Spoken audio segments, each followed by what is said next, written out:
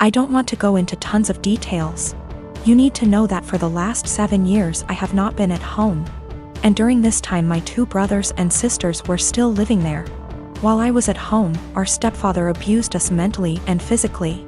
We lived in crappy houses that were covered in real garbage, including animal feces, absolutely everywhere. I haven't heard from my little sister since May. I'm pretty sure she was told to cut contact with all of us. We are her older siblings.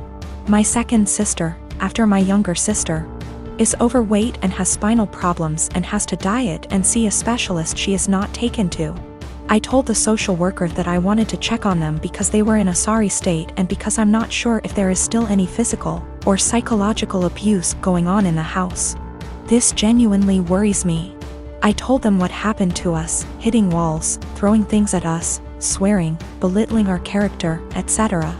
And told them repeatedly that I really just want to know what my younger brothers and sisters are not the same living conditions as they were.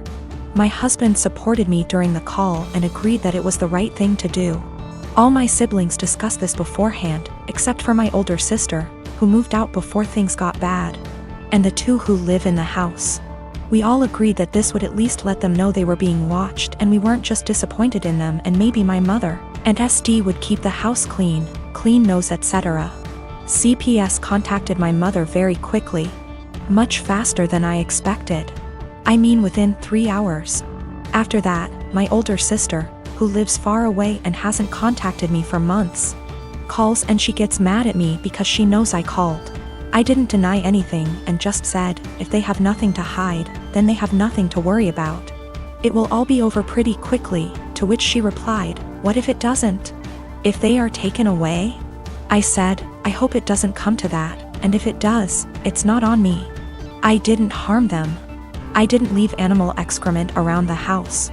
I asked, would you let your children live the way we lived? She didn't answer. I asked again and she said, no. I'd keep a decent house, but it's not your job to tell someone else how to parent. I said, okay.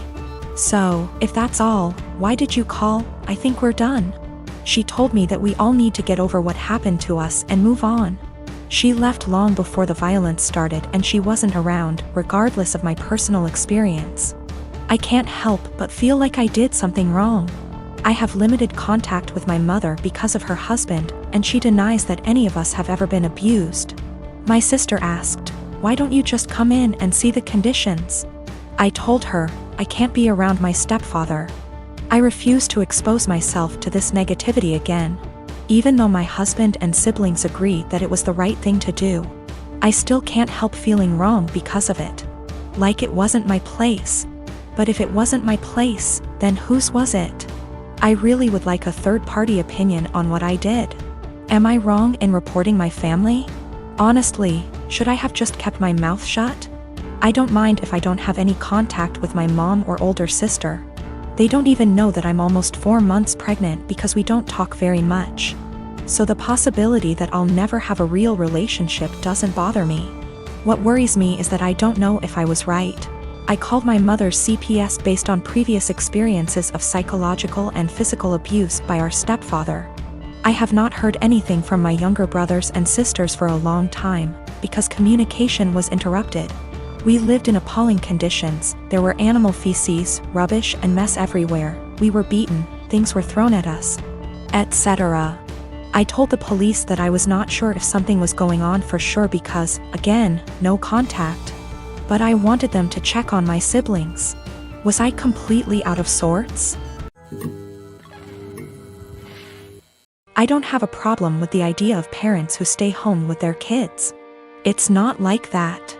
I get that childcare is expensive, and that oftentimes it just makes sense. What I have a problem with is my teenage daughter literally planning her life to only become a som.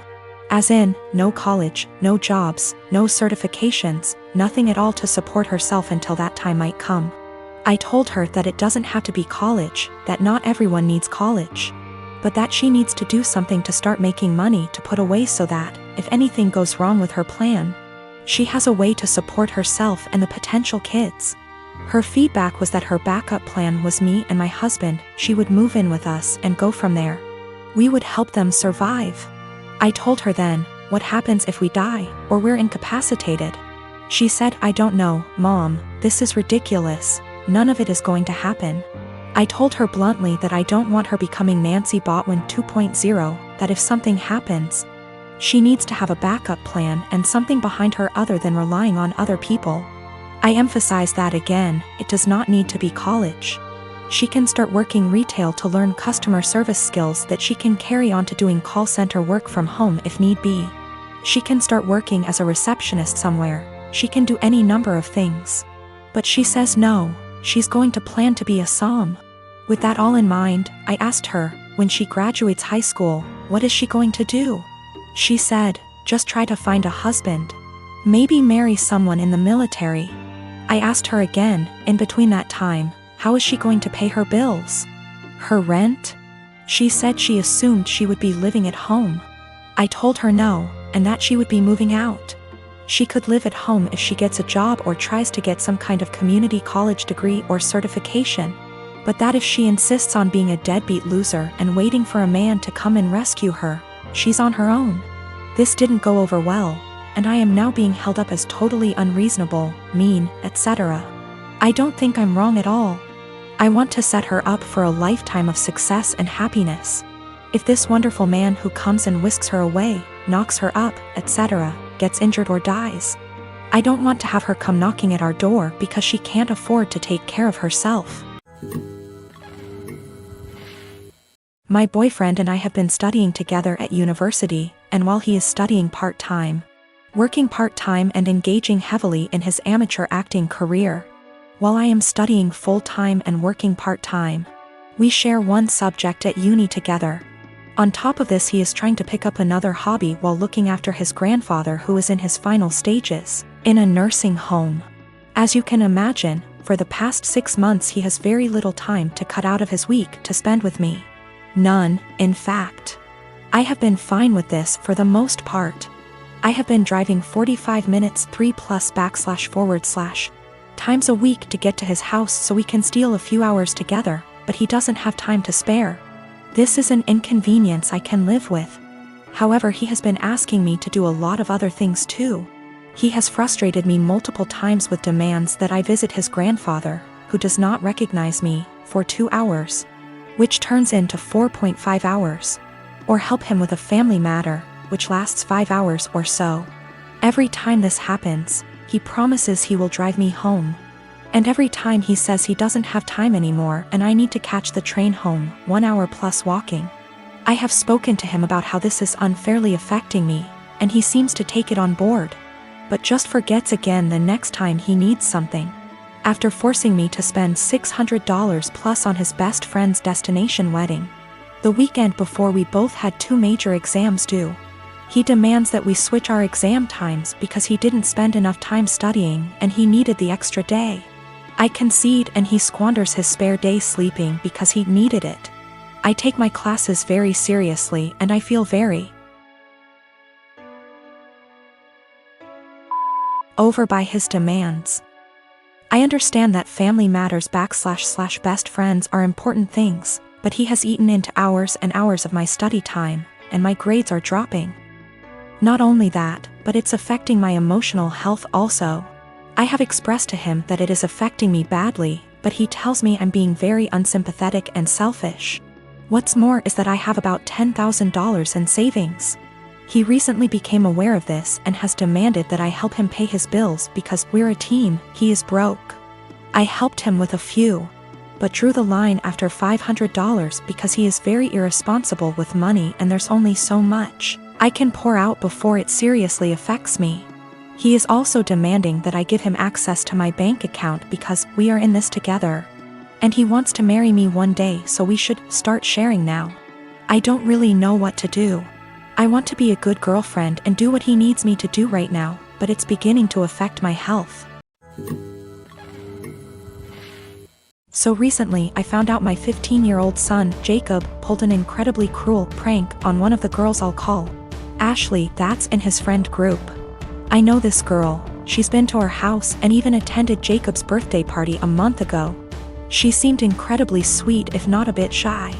So when my oldest son, Mark, he's 17, came to me and told me Jacob had asked Ashley out on a date as a prank. I was stunned. I of course asked how he could know this, hoping as any mother would that it wasn't true. But Mark showed me the family tablet we all use, but mostly my sons do, and it seems Jacob forgot to log out of his chatting app. Discord. I read the long series of messages between Jacob and his friends as they mocked Ashley all through this heartless prank. I was speechless.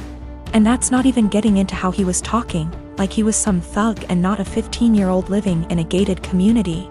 At first I couldn't figure out what to do or how to proceed. I'll admit that I never once imagined either of my boys would be the type of person to do something like that. But there was no way in hell I was letting this go. So after a day of thought, I decided what was going to happen. First things first, he was grounded. For how long I'm not sure. Secondly, I'd gotten Jacob a bike for his birthday, but it hadn't arrived until the day previous, and I'd planned to give it to him when my parents came to visit since they'd been unable to make his party. But instead of that, I showed him I knew about the prank and told him he was grounded. Then I made him carry the new bike out of my bedroom closet and to the car before driving to Ashley's house, him crying the whole way. I'd called her parents earlier and explained everything, and so once we got there I had him cart it to their front porch and ring the bell. Then in front of me, Ashley, her parents, and God, I had him give a sincere apology and gift her the bike. Even I apologized to her, saying I didn't raise my boy this way and what he did was unforgivable. I also called the parents of the other boys who were a part of this little stunt, and they all seemed rightfully horrified by their son's involvement. I felt I'd handled this all as best as I could, and my friends agreed. Though once my parents found out that I'd made Jacob give his birthday gift away, they said what I did went too far.